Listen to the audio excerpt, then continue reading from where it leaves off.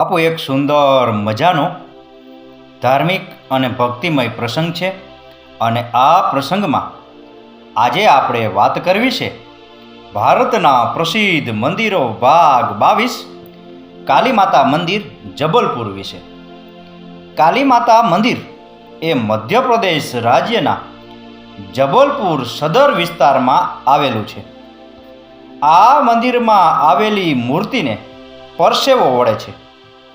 એસી બંધ કરતાની સાથે જ દેવી માતાની મૂર્તિ પરસેવાથી ભીંજાઈ જાય છે। આજકાલ એસીનો યુગ છે। લોકો પોતાના ઘરો અને ઓફિસોમાં ગરમીનો સામનો કરવા માટે એસીનો ઉપયોગ કરે છે।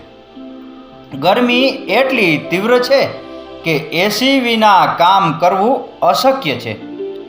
ઠંડુ પાણી, કુલર અને પંખા ગરમીમાં નિષ્ફળ જાય છે અને આવી પરિસ્થિતિઓમાં જીવન બચાવતી એકમાત્ર વસ્તુ એસી છે।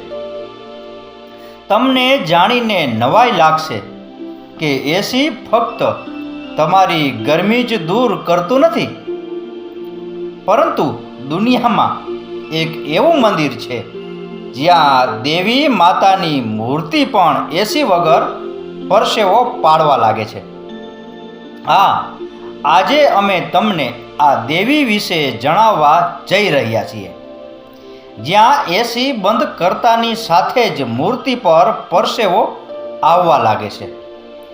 જબલપુરના સદર વિસ્તારમાં એક કાલી માતા મંદિર છે, જ્યાં દેવીની 550 વર્ષ જૂની મૂર્તિને ખૂબ જ ગરમી લાગે છે અને પરસેવો પણ આવે છે। દેવીને ગરમી અને પરસેવો ન લાગે તે માટે મંદિરમાં એર કન્ડિશનિંગ લગાવવામાં આવ્યું છે। ગોંડવાના સમયગાળા દરમિયાન જબલપુરના સદર વિસ્તારમાં સ્થાપિત આ મંદિરની દેવી કાલી માતા ગરમી સહન ન કરતી હોવાનું જાણીતું છે।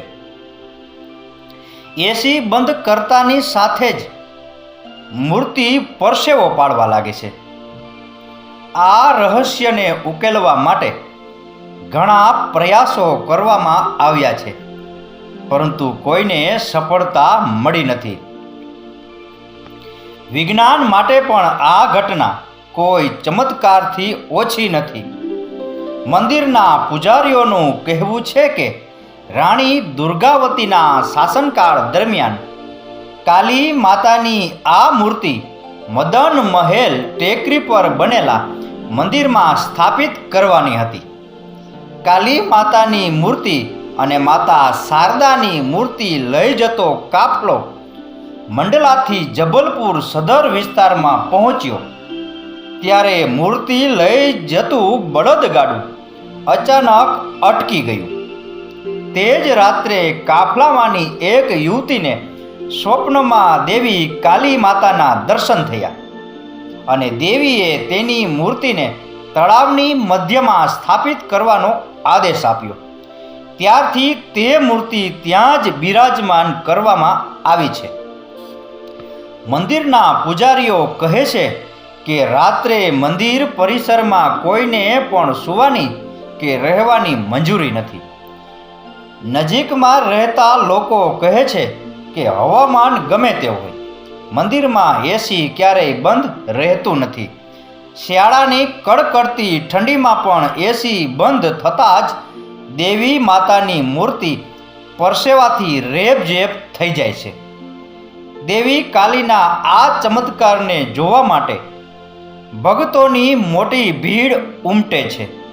અહીં સ્થાપિત દેવી કાલીની મૂર્તિ અદ્ભુત અને ચમત્કારિક છે।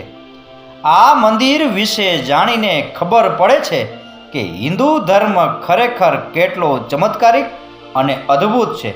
હિન્દુ દેવી દેવતાઓના ચમત્કારિક કાર્યો સમગ્ર વિશ્વમાં પ્રખ્યાત છે।